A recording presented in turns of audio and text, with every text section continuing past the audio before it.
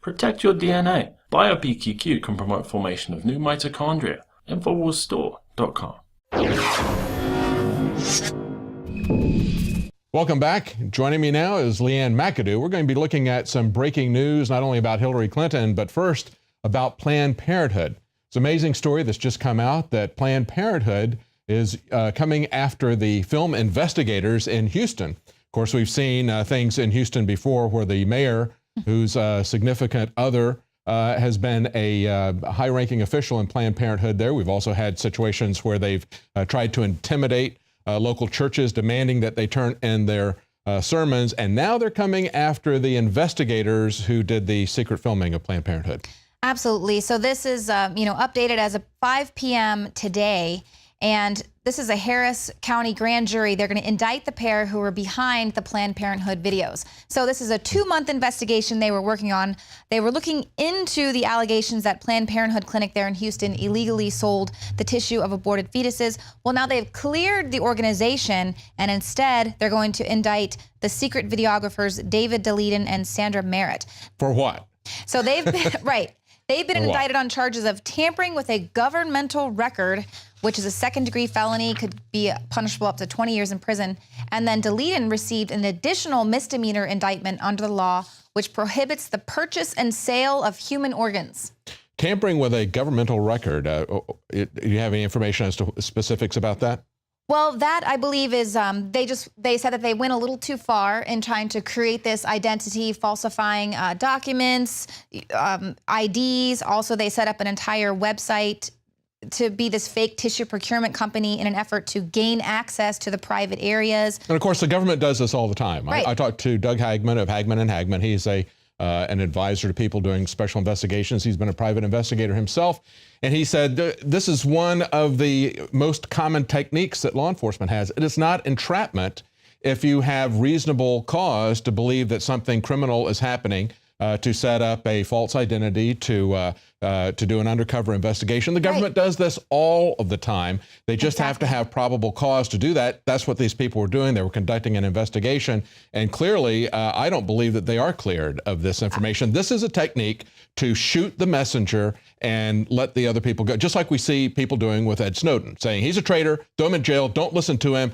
Don't, these are not the droids you're looking for, look away. Or people in Congress saying, oh, the videos are fake, they're altered, and then they admit later they didn't even actually watch the videos. Yeah. So they're just going there hoping that no one has watched them. We've seen the videos, and they've also released the full videos unedited. And you had people who were protesting this in Louisiana. Governor Bobby Jindal, to the people that were there at the state capitol, what he did was he took the videos in their entirety, projected them for the protesters to watch, since obviously they hadn't watched them. Anybody who watches these videos has to be disturbed about the way Planned Parenthood is talking, about how they're talking about how they can get around the regulations, how they can make this work, make money. I want to make money for you selling me this tissue and so forth and so on. And we can make sure that we get exactly what you want. Tell us what you want, and we'll make sure that we procure this for you. It's very troubling. And if they weren't doing anything wrong, because they admit, oh, we didn't do anything wrong, but we're going to stop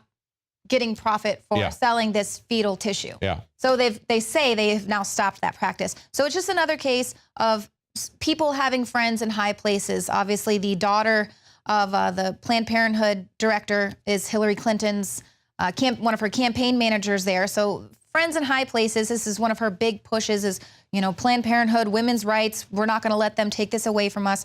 And just so we understand some of the players here too, as we've mentioned before, Cecile Richards, who's head of Planned Parenthood, her mother was Ann Richards, the former governor here in Texas, very highly politically connected, very much a part of the established left. And again, this mayor who is in Houston, there have been concerns about impropriety there because of the close association that her lesbian partner has as a PR, the head of PR for Planned Parenthood. Right.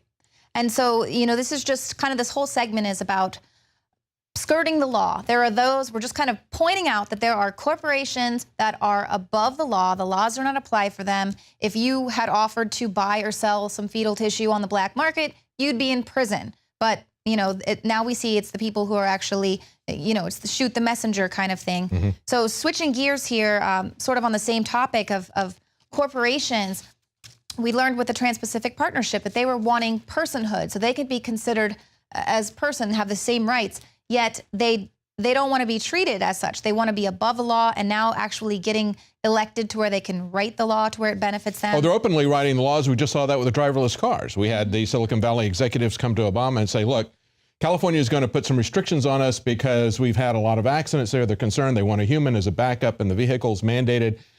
Make this go away. Right. We want you to enact laws at a national level that will shut down any concerns about safety at the state level. And oh, by the way, we'd like a subsidy as well. So they go and they openly now are writing the laws just like they did with the Trans-Pacific Partnership. Right. It's, it must be good to be king.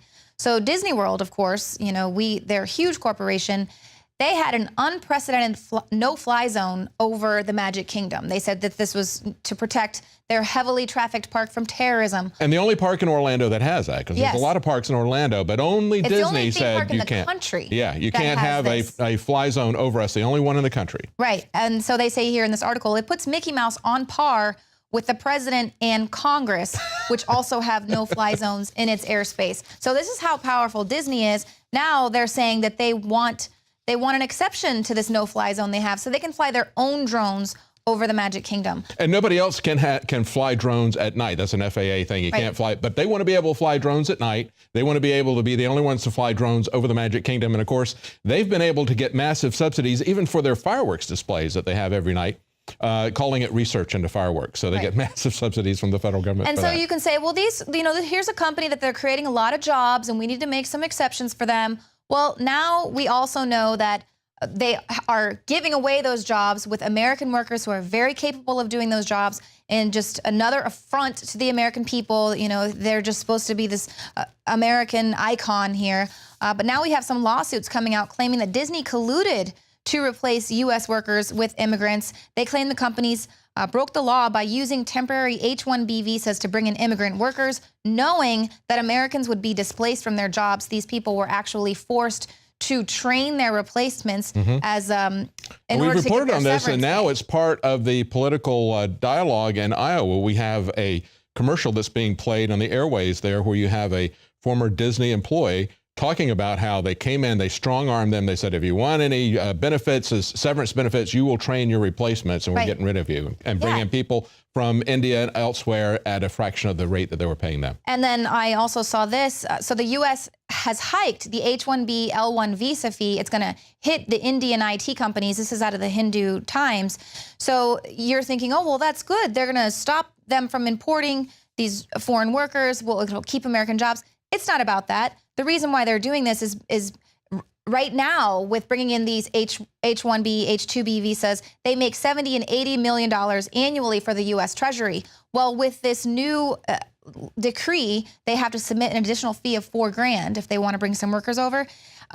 This measure is expected to raise between 1.4 and 1.6 billion every year for the next 1 decade. So it's not going to protect American jobs. It's just going to make more revenue for the federal government. Absolutely. Yeah, and so, obviously the Center for Immigration Studies, they find there's no evidence of labor shortage in H-2B occupations, which this is the tech workers there at H-1B, or the accountants and things.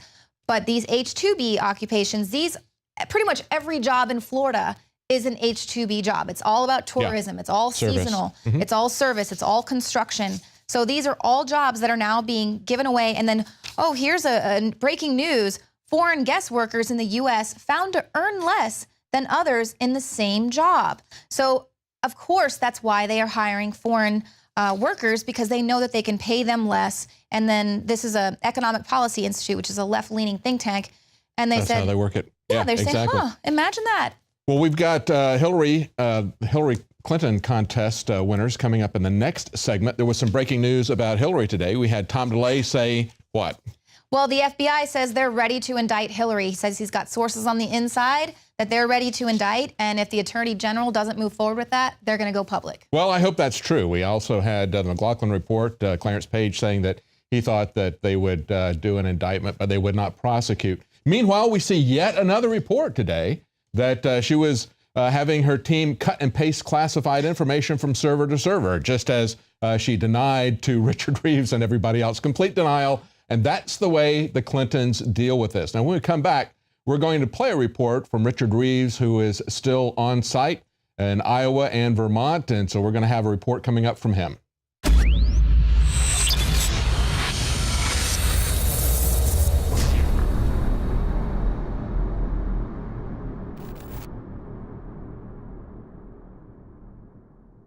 Brain force is here. Ladies and gentlemen, I've been on this the last few months. You probably noticed I've been more crazed, more focused, less brain fog, more energy, more special reports, and it's because of brain force. One of the worst things with most energy products is it's not sustainable, right? You're gonna crash and gonna feel really bad afterwards. This has a bunch of different antioxidants and compounds and polyphenols. Everybody's on these drugs to knock their brain out because the brain's so fried. We kept changing this formula over and over and over again until it became sort of a grand puzzle. For example, the L-theanine inside of it, that is activated by the different compounds in the yerba mate that we put inside of it as well. This just increases the compounds you already have. This is what you're actually designed to run on. Exactly. It's kind of like a car will run on one form of junkie gas, but it runs really good on what it's designed for. You will find Brain Force, Survival Shield X2, and other game-changing products at InfoWarsLife.com or call 888-253-3139.